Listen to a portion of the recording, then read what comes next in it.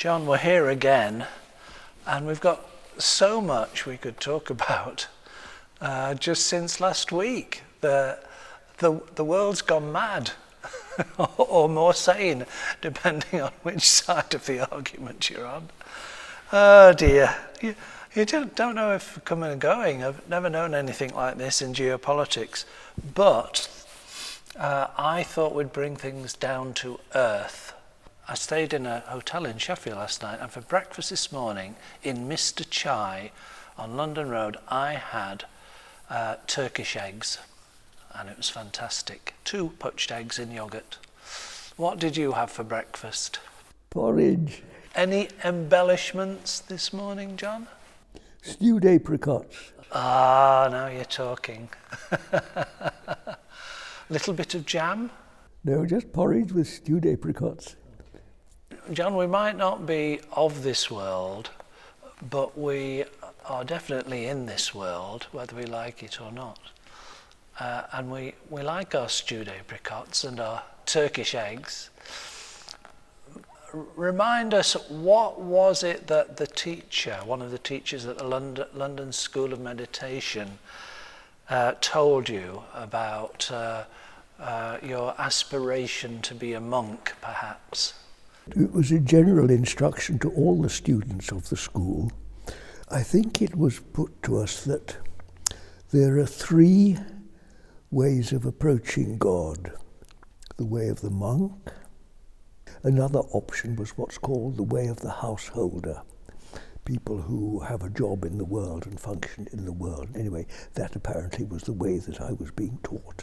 And I wasn't too pleased about it because I really wanted to go off to the Himalayas and sit in a cave and meditate. I didn't want to be a householder, but that's where I found myself. We're all householders in our own way, aren't we, John? As you know, I have got certain power problems with my tiny house at the moment, and it's making my householding pretty difficult at the moment, but that will change. Everything changes. Except, John, I can't resist it, what doesn't change? That's the easiest setup you've ever had.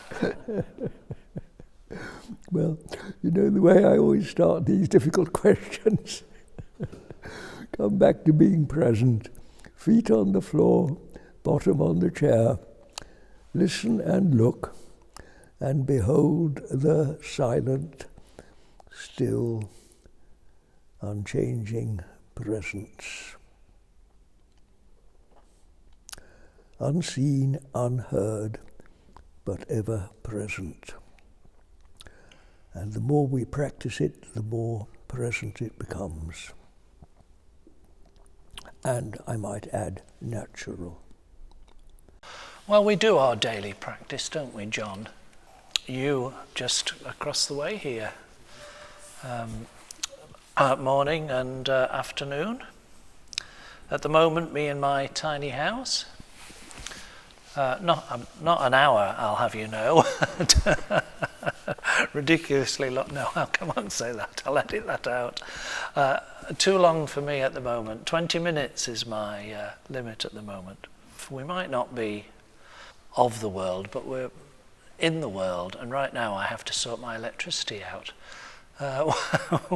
What do you have to sort out in the flat? Well, I'm also very much in the world. I'm genuinely interested in what's going on. I do watch a number of what do they call them, newscasts. I'm not sure. There's quite a number of, I think, very good commentators now. A lot of them, I'm afraid my bad hearing, I can't understand what a lot of them say, but there are a few who speak very loudly and clearly, which I can't follow.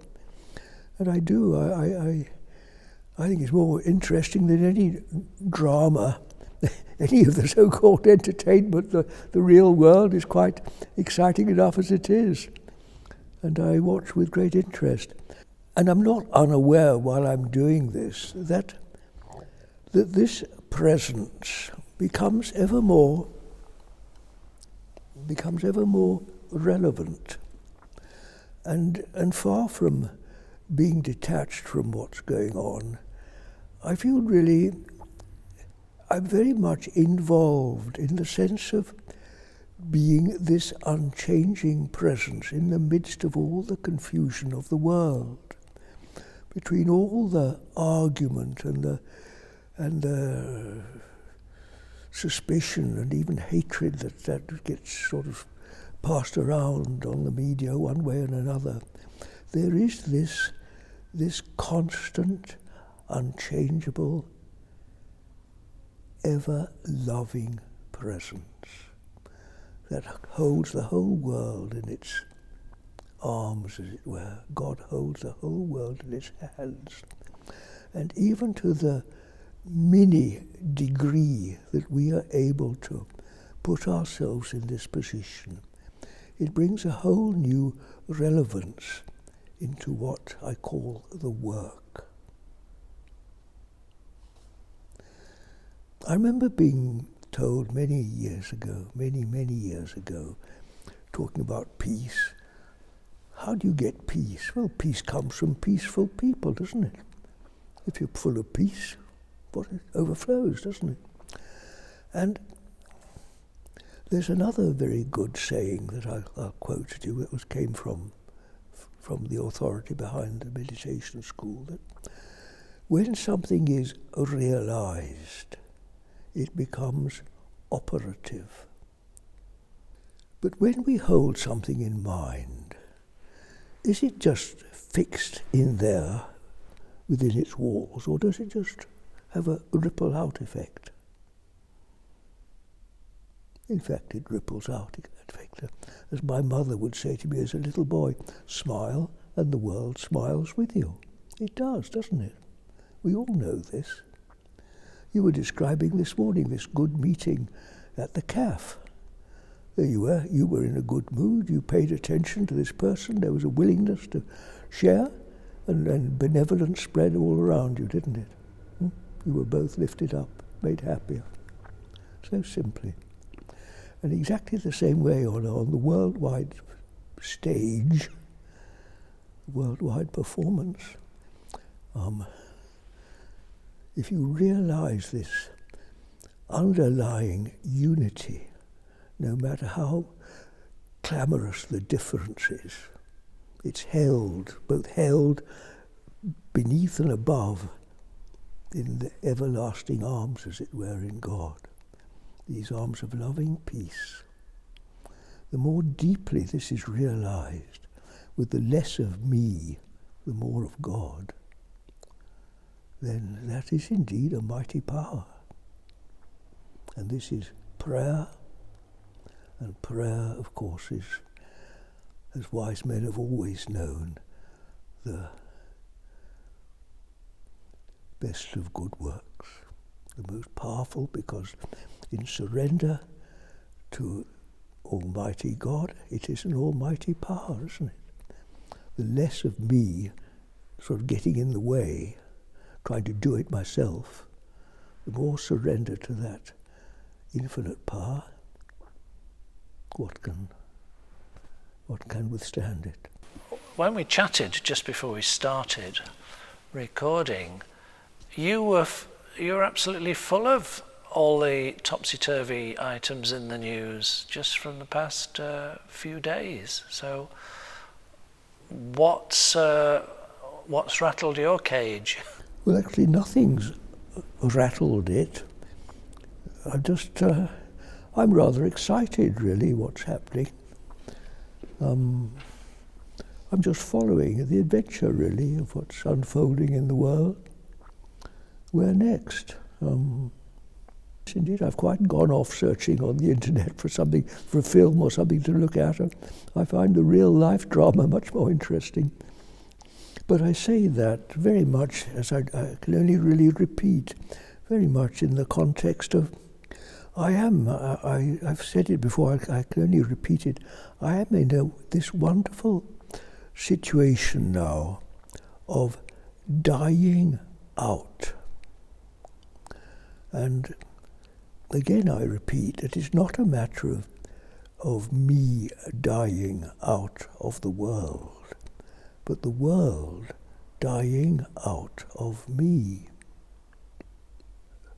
The world, both on as it's portrayed in the media and on internet, and just sitting here in the church, it does seem ever more to me now a past, a sort of a drama in which I've lived my life, but which is now sort of slowly sinking down the river of time, passing out. It's certainly not the priority it was. It's simply fading out, fading away. And what's left is this wonderful clarity. Simple, absolute clarity. Absolute, simple clarity. In which the world is contained, or the world that was, just like our childhood is contained in what comes later. Our youth, our life experience is contained in the maturity that replaces it. See, where is our childhood?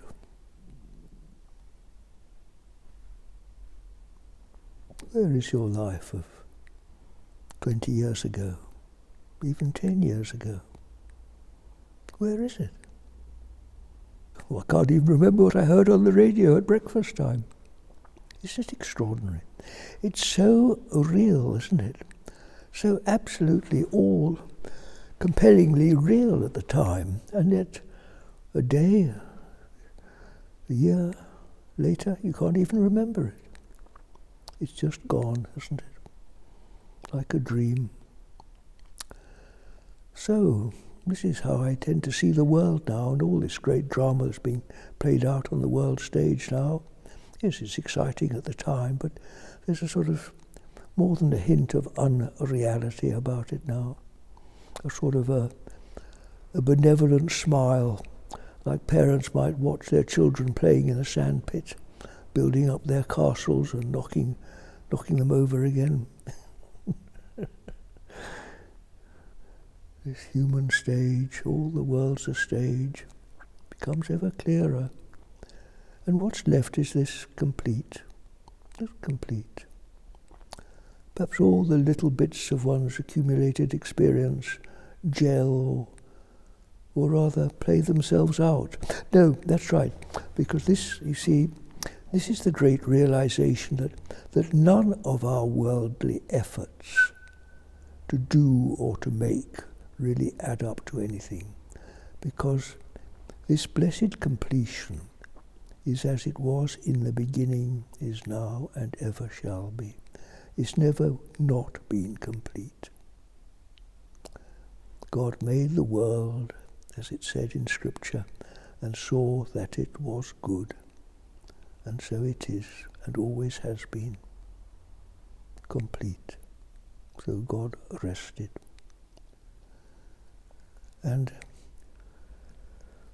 just like a drama playing itself out, cause and effect, as we sow, so shall we reap.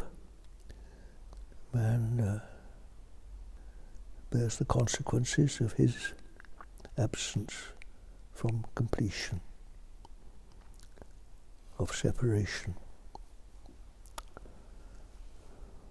Well, our viewers wouldn't forgive me if I didn't question you about the geopolitical discussions going on that will have major impacts on a lot of people's lives. So how do you get that point of view across to people who are homeless or refugees or crossing the channel or whatever? Well, that's what happens in life. We just grow. They've got to live 80, 85 years. They might come to the same conclusion. Maybe that's what life is for, just to learn the lesson. Because of course it's real at the time for those people who are, as it were, in it. and haven't seen anything better. That is reality, as it was my reality when I was a young man. Didn't know any better. Of course not. How could I? But the great question that has dogged me throughout life, what should I do, has somehow or other, willy-nilly, not quite knowing how it's happened, has led me on this way to worry and worry and worry about the world until now I don't have a worry in my mind, not a single worry. I complete. It all comes to completion. And all that which I thought was dead and isn't dead at all. It just appears. It appeared to be dead, appeared to be dying, appeared to be in a prison camp, appeared to be... God knows I'm tarred with that brush. I'm the son of a refugee who's been through all the horrors of civil war and starvation. I'm not immune to these things. I've borne that cross throughout my life. Countless disappointments and tears in this life. But thank God, I've been brought to this point. I can just see it all now as water under the bridge. Was it ever as real as it seemed? At the time it was. Oh yes, at the time it was. I'm wondering what this John would say to the John that was miserable in his camper van in Overhaddon or on the road to Spain or wherever, at your most miserable, lowest ebb. I wouldn't say anything, I think I would just creep invisibly into his heart and just abide there. I wouldn't say anything. I'd share his tears. Do you know, I've got a new way of describing the love of God now. As a young man, the love of God always seemed too remote to me. I could only think in terms of woman's love and, a body to hold. That's what I thought love was all about. Or the love of animals. The love of God was somehow too airy-fairy, didn't mean anything. Now it means evermore. And I think the love of God is all the love of all the world. Like the ocean is the source of all the raindrops. All the rivers and lakes and puddles, they all really come from and return to the ocean. That's how I understand the love of God now. And the love of God is not separate from it. It's from the creation. We're told, aren't we, that in the Bible that God so loved the world that he gave his Son to suffer with us, to enter into the world and bear its pain. And that's just exactly how it is. To rejoice with those that do rejoice and weep with those that weep.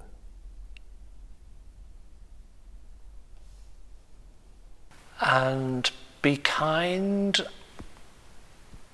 or at best compassionate to those we are on the road shoulder to shoulder with, even though we have different views, allegiances, opinions.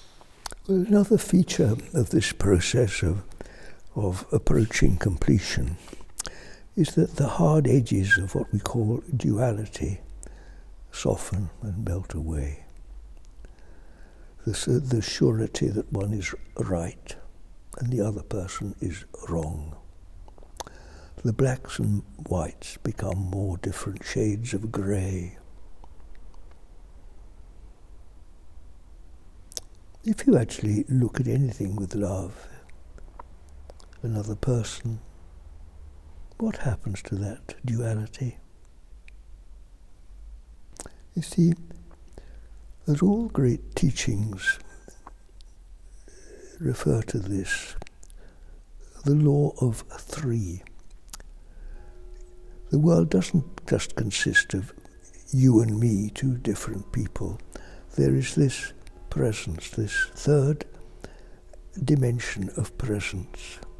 So it's you and me contained within this atmosphere within this presence of silence, stillness, peace, freedom, love, spirit, presence of what? Presence of God. So whatever drama is going on in the world of two, it's contained within this. Call it compassion, call it what you will.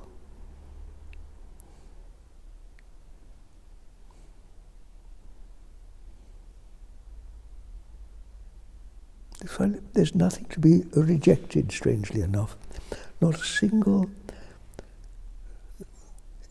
even the awfulnesses of life.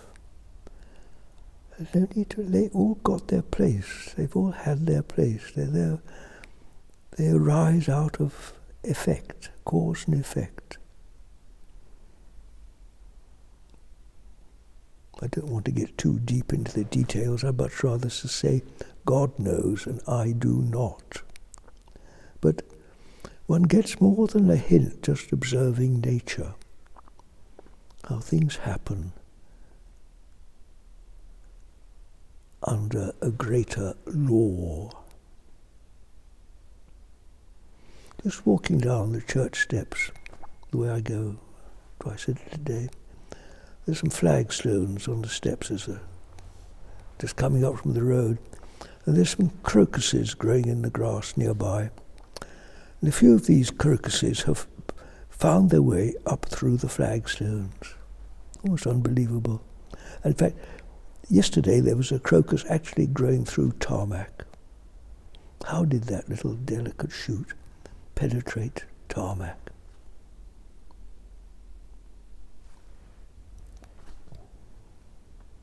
Extraordinary how all around us you see examples of the gentle, the loving, the weak, apparently weak, softening the hard corners of life.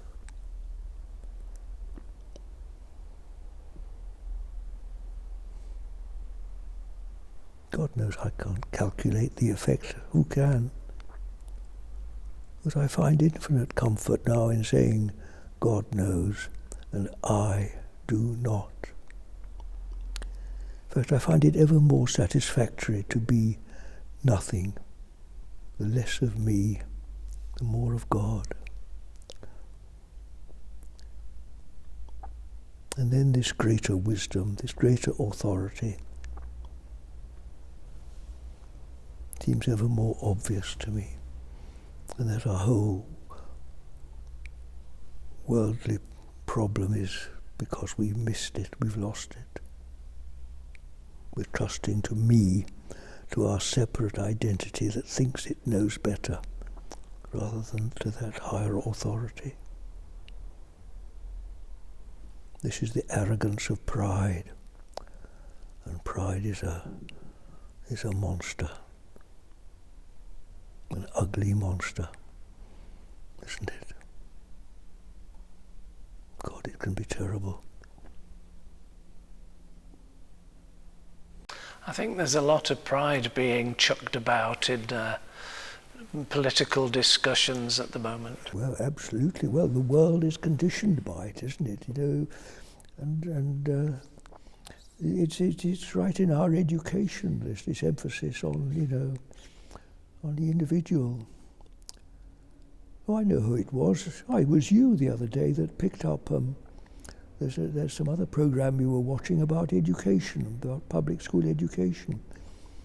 Well, I was one of those people that went through a traditional English public school, and after I listened to this podcast you sent me. I was thinking really about my own experience. Well, it wasn't a pleasant experience, but it certainly wasn't all bad. And I think one of the very best features of it was that there was that rather than making much of me as a separate individual, it did its best to suppress that. I think I came out from my education with the lowest of self-esteems. I could hardly have been lower, which is the very opposite of modern-day education, which sort of seeks to build up all these, especially the shy children who are not extroverts and captains of the football team and that sort of thing. No, I feel very fortunate that I did come out with a low self-esteem. I've had that most of my life. I think it stood me in good stead. I don't call it low self-esteem now. I'd rather call it humility. And I think humility really is the queen of virtues. The best title of a spiritual book ever, John, and I have to say it's not one of yours. Joan Tollefson's Death, The End of Self-Improvement. You know I like my pop music, don't you? Well, spoiler alert, the song and the brief lyrics I'm going to share with you now come from my new favourite band, Danny and the Champions of the World. And this is from a song called The Robot Cries. It starts with, and this is appropriate to our conversation about, well, you'll see. We are not seeing things the same way. We don't see things eye to eye. But the road goes on forever, and we're travelling side by side. So he's not ignoring the differences, and he's not wishing even, I'm reading into it of course, he's not trying to persuade his fellow traveller. But his resolution is this, and I'd be interested if you could put this in context. His resolution is, don't tell me we're not two of a kind. Don't tell me that we're not on the same side. And for me, in pop music terms, that's a perfect expression of the collapse of the duality of I, me, mine, self-esteem, separate, my separate identity, my separate ideas of what is right and what is wrong. Well, unquestionably so. That is, but well, if you wish me just to take it on a bit, life is nothing if not confusing, especially in its early stages, and it's very easy to swap around these phrases about being on the same side, etc. But at times we don't realize this. In fact, we very much do not realize this. And at times we are very, very separate indeed. And we're desperately upset when we hold some deep understanding or belief in something, and someone comes along, especially if he's a tactful, careless sort of person, that treads all over our tender toes and our sensitivities, and then you don't feel on the same side at all. In fact, I've got another friend who wrote me, sent me an email and said, have you ever wanted to kill anybody? Because I have. And I wrote back and said, yes, I have. So peanuts to being on the same side. It's okay when it's okay, and when it isn't, it isn't. We cannot be holier than we are. I like that very much. It's ever so easy to come up with these platitudes, not so easy to live up to them. Love thy neighbour as thyself, ha ha. Come on, John, between us, we've put the miles in on this spiritual road. You a lot more than me. What is, therefore, the alternative to killing each other? I don't know, there is. Maybe that's just exactly the reason we do it. And that's why everything is as it must be, everything is working under law, and why the world is as it is. It's all perfectly ordained and cannot be other than it is. But you see, the salvation, here I must come back to the words of Jesus, the kingdom of God is not of this world. And furthermore, another very good thing, words of Jesus, the flesh, that's this, profiteth nothing. That's a good one for all the great emphasis on medicine and everything now, prolonging the life of this. The flesh profiteth nothing. It's just dust. It's a body of sin, a body of corruption, whose only destiny is death. Dong! We managed 44 minutes, 12 seconds before the S word, sin. The S word, sin. Well done you. Have we done for today? If you like, yeah.